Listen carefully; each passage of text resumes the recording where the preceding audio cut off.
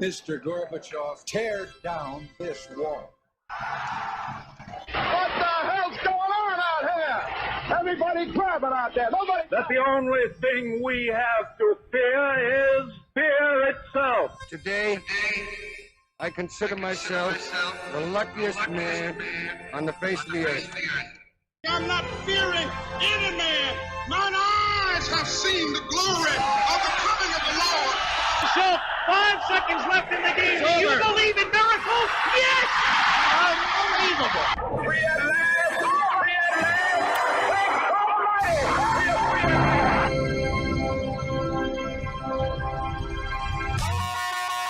You're listening to the Alan Autry Show on the best talk in town. Talk Radio 1550 KXEX. Call Alan now, 559-899-1550. Well, ready or not, here we are. Alan Autry, no retreat on Thunderous Thursday.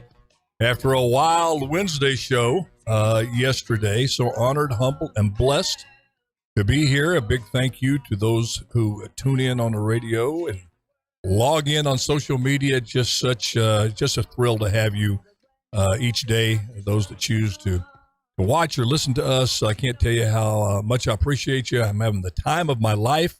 As I've said before, been able to live 11 dreams in this old life of mine, and probably didn't deserve even one of them. But this one that I'm doing right now is probably as much fun. Or I'll take that qualifier out of it. It is the most fun, just purity of fun. Even the difficult subjects, you know, it's I don't know. It's just fun being in here and having a chance to spend this hour with y'all. People all across this valley, this city, but with the modern technology, able to visit with folks there in the deep South, which I love so much. I'm a Bayou boy, born in Shreveport, Louisiana. I have a lot of friends in the South and in the Northeast, Mid-America, up north, Washington, Oregon, Canada. A lot of good friends, Canada, and some good friends overseas in Germany that send me an email every now and then and say they're able to log in. So it's just a thrill and honor to be here. Okay, let's start this up. First of all, I want to give out a get well wish to one Anthony Fauci. And there's no joke coming after this, no tongue in my cheek on this at all. He got COVID. He's in advanced age, although seems to be in really good shape for a guy, I think, 80 or 81. It's still 80, 81. Things aren't what they used to be in terms of able to withstand physical things that you may want to do or things that enter your body. And certainly with something like COVID comes in, you know, all the political stuff goes out the window. He's a human being. He's a child of God. He has a family. He has kids. He's got grandkids. They all love him. He loves them. And I feel absolutely at peace. Maybe, I don't know, maybe I'm just too dumb to be able to stay political when things like this happen. When somebody gets sick, they're fighting for their life or whatever, they're facing tragedy in their life, I just have no qualms of saying, you know, I hope you get well. You got my wishes to get back in the game. I may disagree so much with you politically, but goodness gracious, I don't wish physical health problems on you or mental health problems on anybody. I just don't. I'm just not wired that way. And, you know, I'm tired of trying to analyze it. You know, I'm closer to meeting my maker, way closer to meeting my maker the day I was born. And I just kind of pick and choose what I want to put in my brain, what I want to spend my time thinking about, trying to figure out, knowing full well that there will be more things that I don't figure out in this life than I do before I go meet my maker in heaven. So with that, with a clear conscience, with no political aspect at all to it, get well to Anthony Fauci. But again, pointing out the political aspect, not in a, hey, but this. Wish him well under any circumstances, want him to get back on his feet. But this is Anthony Fauci and Joe Biden and the administration who once said that this is a epidemic of the non-vaccinated, that if you and I got vaccinated, we didn't have to worry about being infected. Well, Fauci was, he got the first shot, the second shot, the second booster, the third booster. I don't know. He's got more. You know, he's vaccinated like a German Shepherd, man. He's got it all in him. Still got it, and just found out today what prompted this. just looked up at the monitor, and it looks like he was getting the best of it. He was doing the treatment, taking the monoclonal antibodies, I believe, and the other stuff that they have out there available once you get the symptoms. And it's rebounded on him. This COVID's come back hard on him. So that's where a current example of why, when this show first started, I said, look, we have to respect government, but by all means, do not put your blind faith and total trust in the government in terms of what they say to do and don't do, especially when you're talking about health issues. The government has a long litany of instances where they have been wrong. They took the drug maker's word that OxyContin wasn't addictive. The FDA approved it, and it was one of the most addictive drugs to ever make its way on the scene. And then we got fentanyl. I mean, that's just one. I don't want to spend the whole show on that. And I'm not one of these anti-government individuals. I do believe there's a place for government, but I believe in limited government, limited intrusion into your life where it makes sense. Our government should run the military. We shouldn't privatize the military or law enforcement. We could, again, have 100 shows on this talking about the proper size of government that would ensure liberty yet prevent chaos and be able to be a nation of laws. You don't have either one of those unless you have a government, a functioning government. But history has shown the smaller you keep that government, the less chance you have of that government becoming irreparably corrupt. All we have to do is look all over the world and do a little bit of history research, and you'll see that when government got too powerful, that was the beginning of the end for liberty and freedom in that country. And if you value liberty and freedom, that's something we should be interested in. If you don't, I don't know what to tell you. But anyway, get well, Anthony Fauci.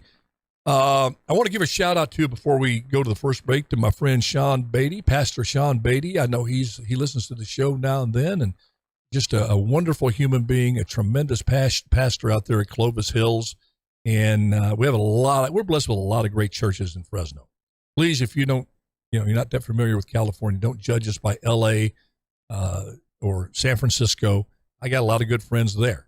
There's people that struggle every day that believe in faith, family, and freedom, living there, fighting the good fight for us. So I'm not going to write those regions off, but in terms of their politics, they're bearing the consequences of their liberal leanings, allowing people to be elected there that, for one example, that believe that criminals should be given the rights over law-abiding citizens. But got off on that tangent from Sean Beatty. Let me draw the connection, is that here in the Central Valley, it's a different story. Some people refer to us as the other California, where faith, family, and freedom is still here and in great substance. Here in Fresno, I believe we have over 500 churches all around the city. And Clovis Hills is certainly one of them. Sean Beatty, great pastor there. So if you're looking for a church, there's a lot of good ones, but I'd recommend Clovis Hills as well. Good church. Okay, again, from the I Told You So file, and not that I'm any kind of genius by any stretch of the imagination. Certainly I'm not Karnak the Magnificent. I don't have a crystal ball, but I do believe I have a little common sense in me. I do study history. I think history still remains the biggest indicator of the future. History does repeat itself over and over again, and we dismiss history at our own peril. And particularly when it comes to war. I was adamantly against the United States, not in supporting the Ukraine, absolutely support Ukraine, but under absolutely well-defined conditions. After victory, what victory looks like was determined by the Ukrainian government, the people, and the allies, and a absolute ironclad guarantee that there would be no troops put on there in Europe to potentially engage in a ground war in the Ukraine, which would, with surety, escalate the war with a nuclear power and a individual who said, if I'm pushed too far, I'll use them. I also drew analogies and comparisons to Vietnam. And as every day goes by, and I know a lot of people roll their eyes. Well, oh gosh, Vietnam. Well, first of all, I'll ask you, go do some research on it first before you roll your freaking eyes. You hit a nerve with me when you dismiss that. You don't know what the heck you're talking about. I lost friends in that war. It was a war that all of us were going to be conscripted to go in based on your birthday. The stress of that was, I think, people my age are still living with a lot of it. It was a war that there was never a determination of what victory looked like. It was fought years after the United States had decided to give up. Not the troops. They were still out there fighting and dying. But the politicians, the gutless politicians who didn't know how to save face by pulling out. And this war went on, as I said, years beyond where it should have. A case could be made that we never should have got into it. I don't take that position. My position was to stop communism, which was on a roll at that time, that godless, murderous system that enslaves people. You don't agree with the government, you get mowed down. No questions asked. You can look into the evils of communism, and in China, Mao, one of the biggest mass murderers of all time. Stalin, Mao, I think by conservative estimates, killed 45 million of his own people. Stalin, 25 million, including 1 million of people that really were close to him, if 1 million people can be. But that's a big number. But that was one bad dude that embraced communism and all the powers that it gives one man and one ruling elite, called the Communist Party elite. But I said, you better watch this here over in Ukraine, because the old adage, it looks like a duck, quacks like a duck, and it's probably a duck. And today we found out, well, actually it was yesterday, but they had a day to sleep on it, and they meaning the United States government, Joe Biden, and our fearless leaders, defensive leaders, Anthony Blinken and Lloyd Austin and General Milley, don't you feel good already with those folks leading the way, have decided they're going to send more troops to Europe, to Poland, the bordering country of Russia. Poland, yes, that Poland. Going to increase our troop presence there. The boots on the ground are on the planes heading over there. One step closer to a Vietnam-like quagmire. Because it's amazing what out of control, unbridled power and ego will do. This is a plain old-fashioned ego fight right now between Biden and Putin. You already have the German chancellor and Macron in France, two of our biggest allies, two countries that carry the most weight over there by every measure, have said, look, we have to start talking about peace. Zelensky, you fought a great fight, one of the most courageous individuals in modern history. Tip of the hat to you and all the Ukrainian people that are fighting there and all that have lost their lives. But you ain't going to win. We got to cut our losses, get to the negotiating table, and call a truce and get this thing settled. And by the way, you're not going to get everything you want. Now, there's no saying truth will set you free, but first it'll make you miserable. That's the miserable truth that President Zelensky has to understand. Our allies understand. And Biden understands, but his ego won't let him act upon it. He sees this as a personal battle. He sees it connected to the midterms coming up in November. And he seems determined to believe that he can make Vladimir Putin surrender at his feet, beaten to dust, as Lloyd Austin says. Austin's the only one that has enough honesty to come forth. He let it slip out. He hasn't talked like this since, he came out when asked, what's the goal here?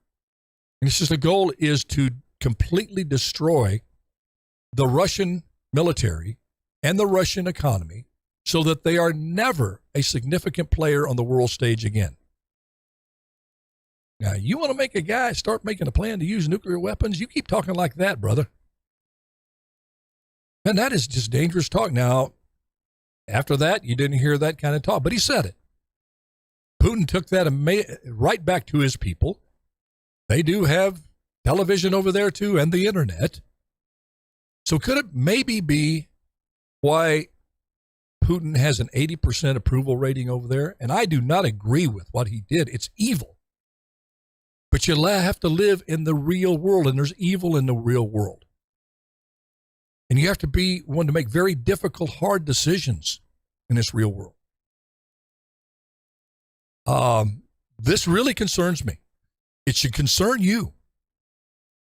You know, I've got they're already setting up a national register. You got to register for the draft. My son has to register for the draft, 25 years old. Your kid's going to have to register for the draft. They're making plans for the what? The unthinkable. Well, no, they're thinking about it. As scary as that is, they're thinking about it. When you start thinking about how you can survive a nuclear exchange, when part of your military trigonometry is, okay, once the nuclear war happens, how do we become a world dominant country again? Where's the advantage, the upside of a nuclear war? Oh, Alan, they're not talking like that. Those people, that'd be crazy to talk like that. Exactly. If you haven't checked lately, this world's gone freaking crazy. You got Lindsey Graham and Adam Kissinger saying, nuclear war, just a chance we have to take.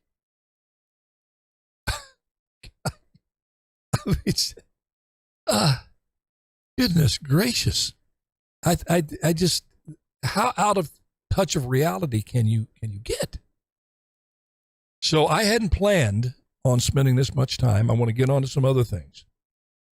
But we're going to visit this. And I don't know if we're like, I don't care if this little radio station is like Davy Crockett at the Alamo.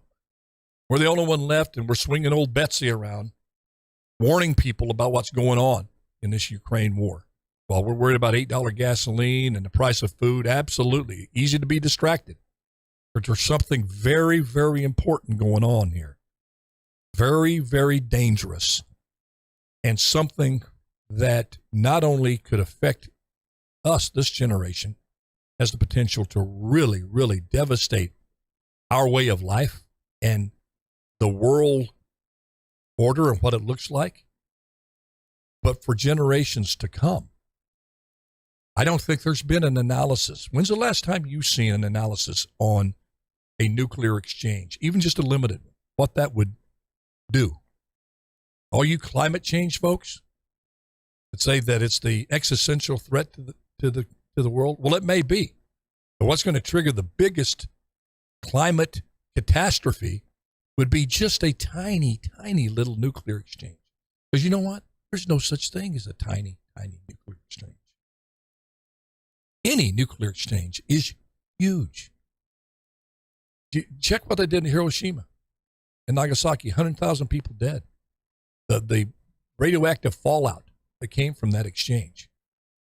They don't even have, that's nothing in the nuclear arsenal right now. The nuclear-powered countries have nothing less than something that's 100,000 times more powerful. Kind of ruminate on that for a while, on that pleasant thought. All right, we're going to take a quick break. When we come back, and we're going to talk about the truth. The truth. Can you run from it? Can you deny it? Well, we're going to talk about that when we come right back.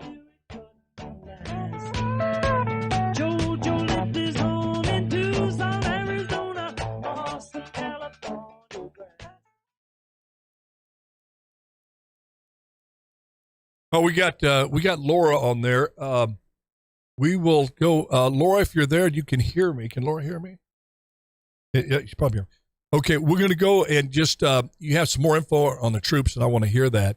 And then I'm going to be sending you an email with something that I would like you to consider. I think it'd be a lot of fun, but I'll leave that up to you. But been thinking on that with the team here. I think we got something that could be really a fun deal. Not trying to be mysterious or anything, but I want to make sure I don't want to say it on the air until we email you and get your response to it.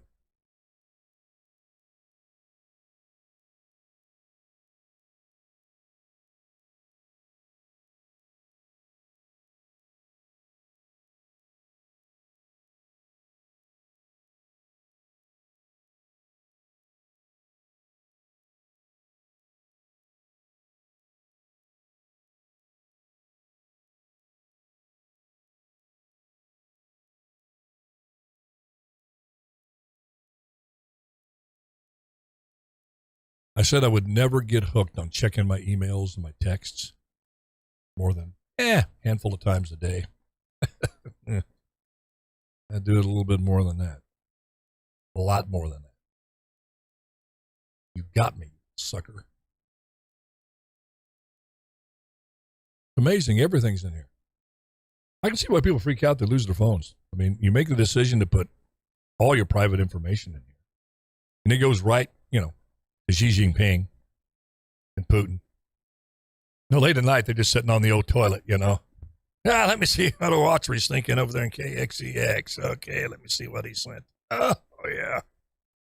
All right. Oh. We not only have Big Brother out there now. We got Big Brother, Big Sister, Big Uncle, Big Aunt, Big Cousin. They're everywhere, and they all know your business. I see these people selling these privacy apps. 1 minute. These things they're gonna make your information private on the yeah, right. Is there such a thing? A firewall between you and the it's just here. They got your medical records. I had my hips done 2014. Supposed to be private, right? The next day I'm getting all these emails from people that for equipment from coming back from hip surgery. How they know that? 30 seconds.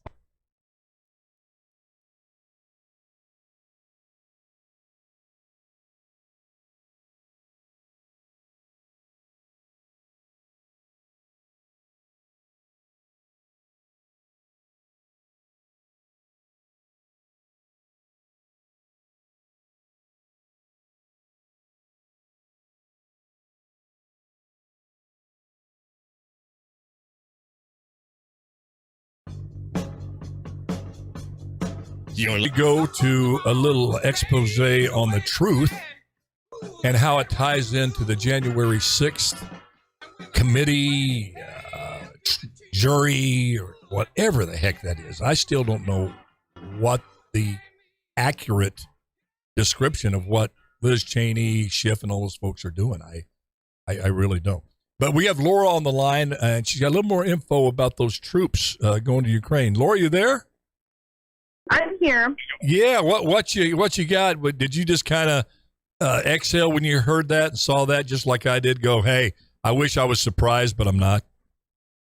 Yeah, I'm not surprised at all, and it's only going to get worse. And I agree with you to an extent that it is like Vietnam, but it's going to be significantly worse. And the number one reason, I don't know if you saw the email that I sent you about what has been going on just since Putin invaded Ukraine. And this is why I know this Ukraine is merely a distraction, because he has now managed, Xi Jinping and MBS are creating ostensibly their own NATO. Yeah, I'm seeing that. And exactly. It's insane, because if you look at least 2 out of the 3 are allied with every country in the Middle East, Asia, and Africa. Yep. Yeah. Combined with their allies, they have over 7,000 nuclear warheads. Yeah. This whole, I see it, Laura. It's as scary as it gets to see this, because you see them getting, the formation, the erector set, if you will, and them saying, look, we're going to stand by our principles of authoritarian rule, going up in the big battle against those countries that embrace liberty and freedom. And let me ask you this. It's also scary because Xi Jinping, and I'm putting him in the middle, and this is coming from my gut, is he's been able to master the ability to persuade Iran, even though Saudi Arabia, MBS, like you said, is in that mix.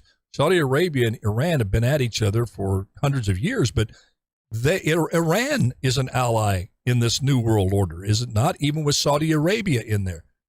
I mean, well, yeah. Like what's happened is, Putin's allied with Iran as well as China.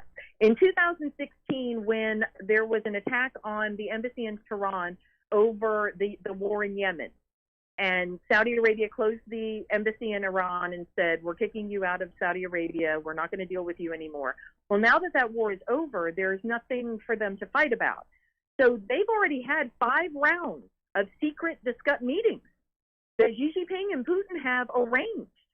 And it was announced 3 days ago in Al Jazeera that while they're not ready to open embassies in each other's countries yet, they are moving forward to normalizing relations. And interestingly enough, Egypt also has issues with Iran. Mm-hmm. Well, the Egyptian president came out 2 days ago and said that they were on the cusp of making the deal of the century with Israel and Iran. Mm-hmm. So that Israel is what scares me. Yeah. Because we have drawn down so much of our presence in the Middle East that we are absolutely dependent upon Israel for intelligence. Exactly. Laura, let me ask you this. Exactly. Because we got to move on to the other subject here. And I'm going to send you an email because, folks, a little teaser here, but I haven't run it by Laura yet, so I don't know what her reaction is going to be. But we're excited about putting this for Laura, putting it before her and see if it's something she wants to do. But the with Israel in the mix there, you see where Netanyahu's going to be back in power. Don't you think that's an indicator that they know firsthand what's happening? They're getting the intelligence because we in essence gone back to pre 9/11 in terms of our intelligence. Mm-hmm. If we would have had the intelligence capabilities that we had after that, right? I mean, Laura, they were there working on those 13 or 11 hijackers. We're in Saudi Arabia working on this plan. Our intelligence, most likely, that we used to have on there would have uncovered that plot. But now we're back where they could be plotting, 9/11 2.0, and we wouldn't know anything. Like you said, depending on Israel. That doesn't make me feel good. How about you? Well, especially with knowing everything that I know about what's happening in Afghanistan. Afghanistan is a literal hotbed right now of terrorism. Right. You can't swim a dead cat without hitting somebody from Al Qaeda, ISIS-K, the Taliban, Hamas is even in there. Right. I mean, it's insane, and it's because the Haqqani, they work with everybody. Mm-hmm. And because they thought they were going to cut a deal with China, then they blew up a bunch of Chinese nationals. Well, then China got a little, no, we're not going to do that with you. So they don't have any income coming in, so they have to use terrorists. They got terrorists. They're letting them train. They're letting them do whatever they want. They're terrorizing the people there. I do have good news from there. My people will be here July 15th. Oh, that's fab. You've worked so hard with that, fam. Congratulations. I know how you must feel. My goodness, to get that family, because you say, well, what's one family? It's one family. That's huge. You do what you can do. You can do what you can do, and you were like a bulldog on that thing, man. I tell you, congratulations. Well, listen, we're going to have to take another break, but I'm going to be looking for that email, and we're going to stay on this. Just go ahead and say it. Yeah. What's that? Just go ahead and say it. No. I always I don't do that without letting people know in advance. That's just my style. I don't assume anything. So, all right. Surprises. Thanks, Laura. Thanks for calling in. All right, we're going to take a quick break. We'll come right back. We'll have some more Alan Autry. No retreat. Don't you ever retreat from what's right. Stand your ground.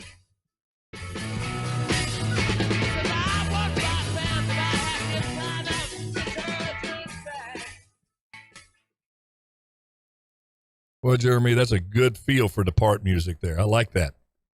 Ah, yeah, you're starting to get the feel of the old man here. All right. Oh. All right. Do you like show tunes, Jeremy? Like from Broadway? Yeah, pretty catchy some. I'm not a big fan, but some of them I like. To dream the impossible dream. You ever heard that? To fight the unbeatable foe. To bear with unbearable sorrow. Anybody knows who that song's from? Call Jeremy. I'll sign you a picture. And then you go way back, some great musicals. Gosh, those great composers back in the day. So damn Yankees, whatever Lola wants, Lola gets. Jeremy's looking at me like, you have lost your freaking mind. I think I did that a long time ago. You know how I know that? I ran for mayor. It's the indications you have completely gone insane.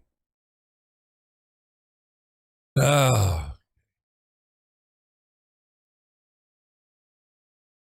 Oh, you folks, it seemed like you liked our Hard Choices segment, getting a lot of feedback personally, face-to-face with some folks around town, and then our emails. So we'll just keep that coming. Every Wednesday, we will have our segment on Hard Choices. If you keep enjoying it.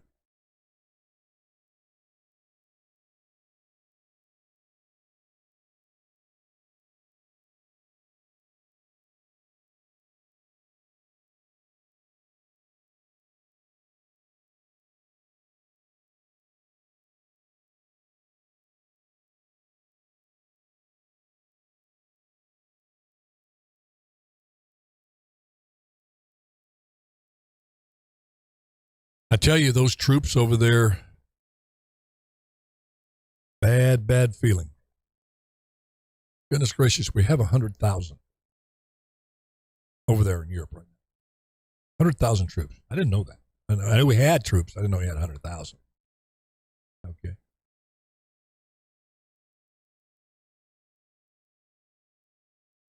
Oh, did somebody name the song?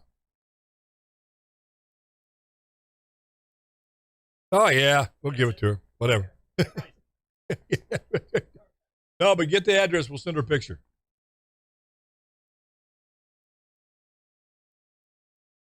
$30. Have I told you lately that I love you? Have I told you lately that I care? Well, I just did. Thank you, folks, for tuning in. But 10 seconds, we'll be back on radio.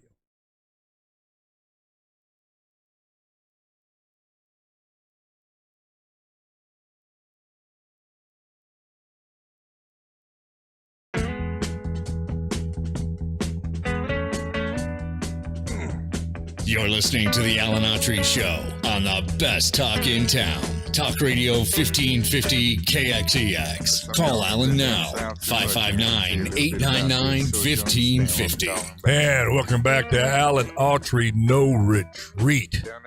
Yeah, little poke salad. Why do I love? I love that song. I don't know. Elvis loved that song too. I don't know. Have you seen Elvis? Go see Elvis. Great movie. A little bit long, but if you like Elvis, it won't matter.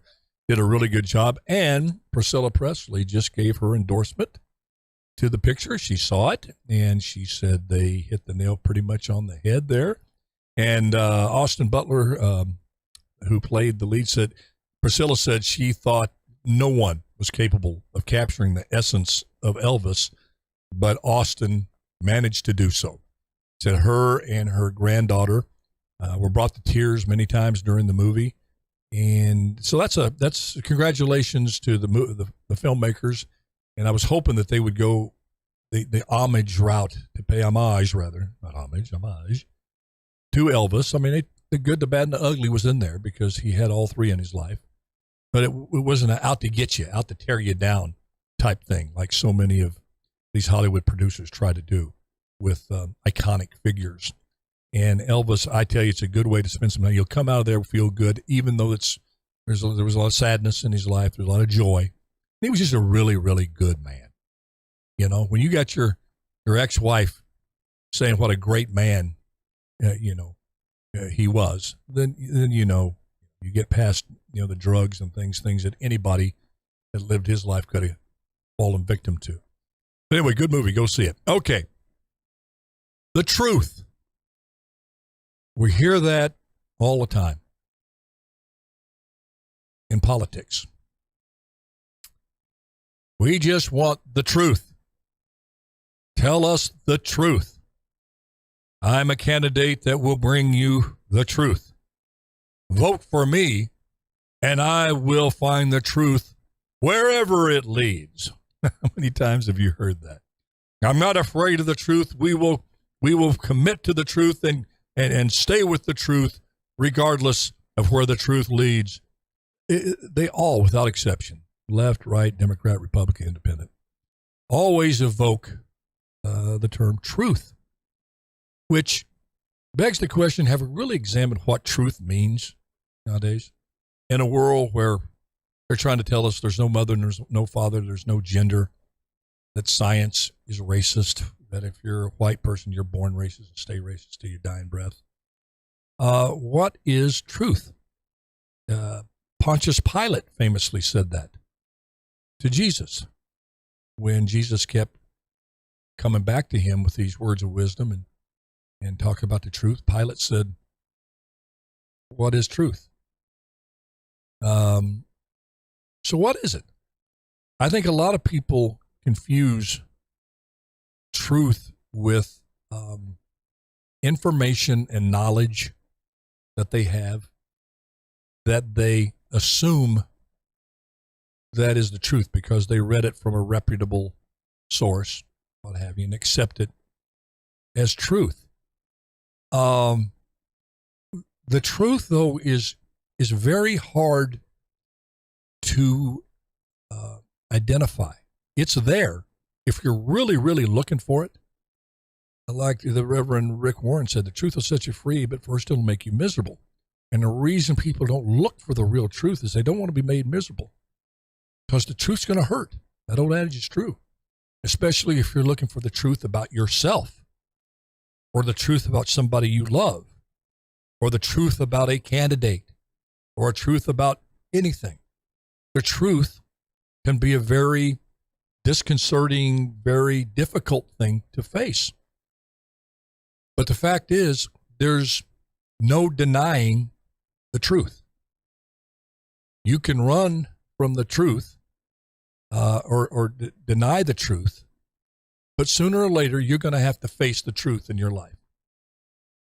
The truth always makes its way through, and you can deny it, but it's not going to go away. The truth's not going to go away and suddenly become false. Truth is it is what it is. People like it, people hate it, but it is what it is. You can run from the truth. I tried to do that for 34 years of my life. But the old adage, you can run, but you can't hide. Or you can run and you can hide, but the truth's going to find you. Truth is going to find you. It's right there. You know, I'm reminded of the old Butch Cassidy and the Sundance Kid. You've seen that movie. That goes way back. But they're on the run from the Pinkertons, detective agency. And they're on horseback. They're being chased by the Pinkertons. And they're going all over these mountainous terrain and going across rivers and such. And doing the same things that they were able to evade other posses that came after them. They were very good at that, the best at evading anybody that was chasing them. But they couldn't shake the Pinkertons. In fact, there's a great scene in there where Paul Newman, Robert Redford, they've done all this stuff, twisted around into the woods, out of the woods, through the mountains, through the rivers, come up, and they get up on this peak, and they look down, and here comes Pinkertons. And Butch Cassidy looks incredulously at him, looks at Sundance and says, who are those guys? Well, the truth is kind of like that. You can run from a lot of things in life, but the truth, you can't shake. It's going to catch you, just like the Pinkertons eventually caught Butch and Sundance in Bolivia. They ran everywhere. They tried to hide in Bolivia. Pinkertons found them, and they died in a shootout. So the truth is something also that you can't manufacture it. You can't create with human intelligence and wisdom. You can't create a truth. The truth is, for lack of a better word, and I swear I'd never use this word because it's overused and usually by a lot of folks on the left, but they say, organic. I mean, it just happens naturally. The truth is just something that is. Something's either the truth or it's not the truth. There's no gray area in the truth. Okay? Which leads in to the January 6th commission jury. When it was launched, Liz Cheney, Adam Schiff, Adam Kinzinger, Nancy Pelosi came up and boldly stated that on behalf of the American people, they were going to pursue the truth of what happened on January 6th. The Department of Justice had examined it and found that Donald Trump wasn't responsible for it, that it was a spontaneous thing that happened there between some troublemakers that came. There may have been some planning, but it was just from a small group of people who got there and stirred up folks, and knuckleheads, boneheads, knotheads breached the Capitol and went in there, some of them. But they promised us that they were going to pursue the truth wherever the truth leads. Wherever the truth goes, we're going to go there for you, American people. Then they proceeded to say, with this commission, we're going to make sure it's fair and balanced. All your voices will be heard out there so that this commission, or whatever it is, will have some credibility. So they made their choices.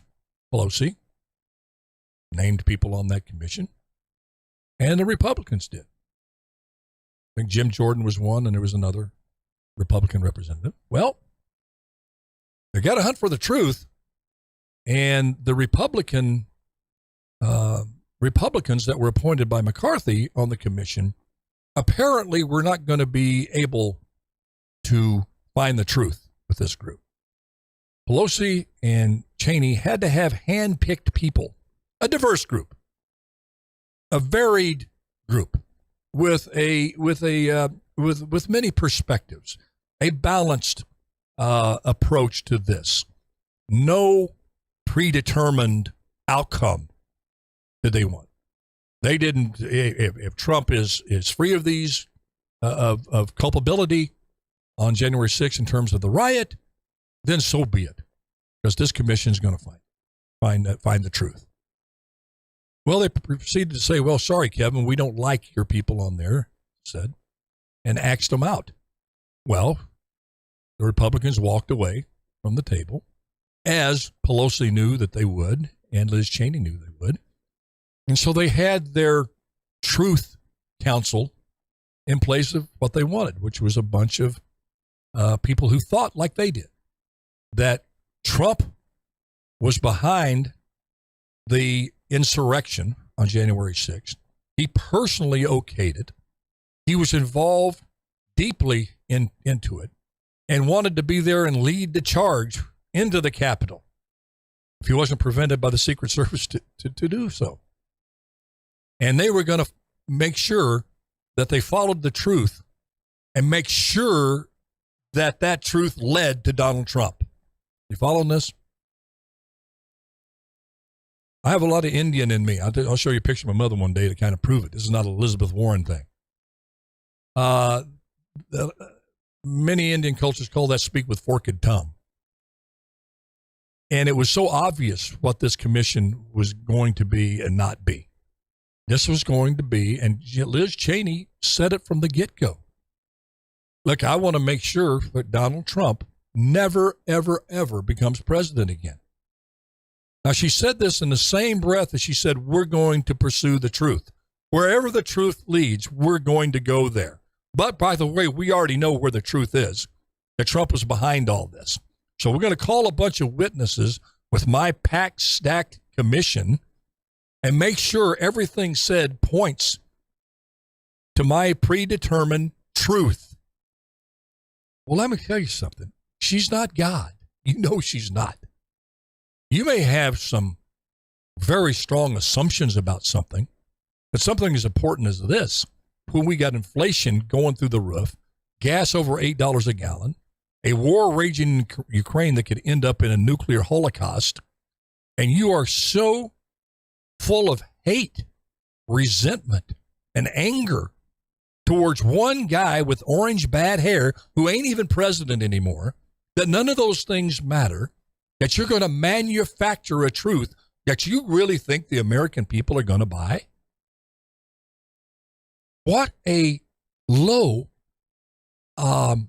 estimation you have of the American public, whether they supported Trump or not. This thing's a joke.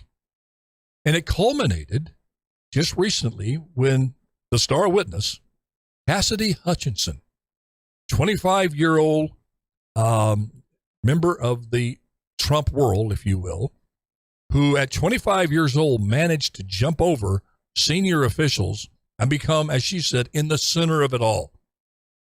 She was right there with Trump. In fact, she was playing on that threesome there at Mar-a-Lago playing golf with Trump, I'm sure. And this individual came out and started giving hearsay evidence that was so infantile, so obviously secondhand hearsay evidence that is, and it's nothing like, well, I heard somebody. Well, she had that in there as well. That I heard somebody say this. I was eavesdropping on a conversation because I was probably outside the door with a glass up there listening conversations that I shouldn't be listening to. But she heard somebody who said they heard somebody say that Trump attacked a Secret Service agent that was trying to drive him back to the West Wing when Trump wanted to go to the Capitol. Now, that right there, to me, is beyond believability. Now, apparently, we're going to have the Secret Service agents have adamantly refuted that. They want to come and testify under oath, as this young lady did. The star witness that Liz Cheney promised us to find the truth wherever it leads. And they put this individual front and center. And it was so embarrassing to watch this once I felt capable representative with a great political lineage, Liz Cheney, Wyoming, totally discredit herself forever. Not only politically, but with the American people. To think that the American people are going to believe this Cassidy Hutchinson's. Trump, he's not going to bodily attack a Secret Service agent. It's so ridiculous on the surface. And again, something that ridiculous, heard third hand, if heard at all, and you put that up as the star witness, game over now. And here's the thing for them strategically where they blew it. They, meaning the Democrats, Nancy Pelosi and Cheney, who wants Trump totally discredited. You just increased Trump's power by this silly charade, this kangaroo court, this judge, jury, and executioner type situation that you, Liz Cheney, became with this commission. Because you have not only lost, and the people with common sense already knew that this commission was bogus. But you even got some of the fence straddlers. You were making a little bit of progress. You had some witnesses that came forth were actually somewhat credible in their assertions of the president, who knew what and when. Meadows, and all these folks, Peter Navarro, all of this, Bannon. You were tying the connector sets. You were building connecting the dots, building the record set. That was causing some people to give it a second look. Not me. I still knew that it was bogus. But you had a little bit of traction if you could just call it off, like roller derby. Call it off. Go turn in your report to the DOJ and see if Merrick Garland's going to prosecute him. It was the best thing you could have done. But no, you tried to manufacture truth out of a bunch of lies. You can't build truth out of a bunch of lies. You can try, but you're going to wind up making a fool of yourself. You're going to lose, again, not only political, but trust anywhere. Liz Cheney thinks she's going to go and get a job at CNN. She probably will for a while, but nobody's going to trust her. When you do something this dishonest, this crazy, because you're so filled with hate and resentment and anger for an individual, again, who's not even in office, that it totally overwhelms you. You lose all self-respect. You lose all common sense. You lose all of commitment to the people. You completely forget the oath you took in that office. And hate can do that to you. There's no doubt. I get it. Most people get it. Liz, you hate Trump. I got you. But you know the thing? It got you. Your hate and your anger got you. Because you will never have your reputation back. You'll never have your integrity back. And that's sad. Because at one time, I think you had it, and we're all susceptible to it. You let hate and anger of that magnitude get inside your soul, you can see a transformation happen, and it's not a transformation for the good. Trust me. And I think we can all relate to that. So, folks, oh gosh, we're running out of show. Thank you again for tuning in, logging in. Laura, thank you for the call. And folks, I just can't tell you how much I appreciate you. I know I say it over and over again, but I feel it all over and over again.